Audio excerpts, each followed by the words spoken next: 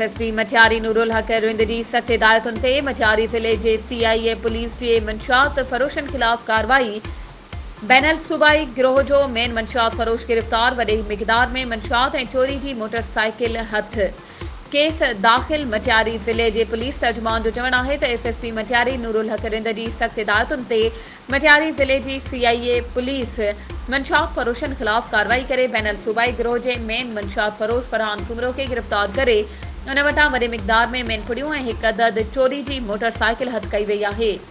गिरफ़्तार थियल मंशियात फ़रोश जे मथां मटियारी ज़िले जे मुख़्तलिफ़ थाणनि समेत हैदराबाद ऐं ॿियनि ज़िलनि जे थाणनि ते केस दाख़िल थियल आहिनि।